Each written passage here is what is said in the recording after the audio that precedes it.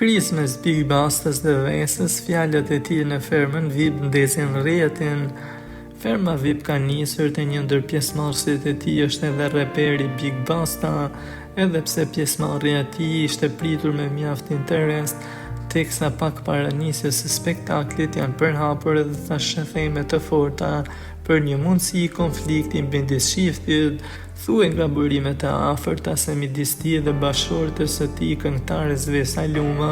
kishte lindur një mosmarrëveshje për pjesëmarrjen e Big Bastës në fermën VIP. Sipas thashëthemeve, Vesa nuk ishte shumë dakord që bashkëshorti i saj të largohej për një kohë kaq të gjatë nga familja e të merrte pjesë në një program që kërkon një angazhim të madh. Dyshimet për një mundësi tensioni u përforcuan edhe mbrëmjen e dieshme gjatë hyrjes së Big Bastës në spektakël, ku ai përshëndeti vetëm djalin e tij e nuk tha asnjë përshëndetje për Vesën. Prezantuesja e spektaklit Luana Vjollca e dukshme në shenjë kur Reshtie pyeti atë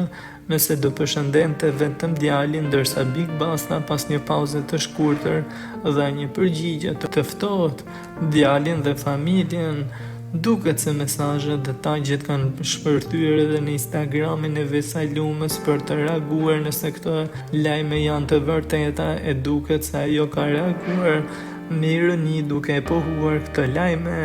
Ajo ka ndarë një foto në Insta Story të qenushit të saj teksa shkruan dashuria, duke përshkruar dashurinë e saj të vet me qenushin e saj.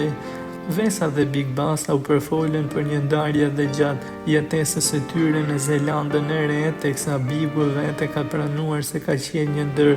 periudhat e tij më të vështira, aq më tepër që qelloi edhe në kohë karantine ku masat në Zelandën e Re ishin më të ashpra se kur. Ai u shpreh se pas 3-4 vitesh pasi mori pasaportën, gjëja e parë që bën ishte të riktheheshin në Shqipëri dhe në Tiranë, teksa duket se hapja e dyerve të reja për Big Bastën është shënuar me thyrjen e marrëdhënies midis tyre.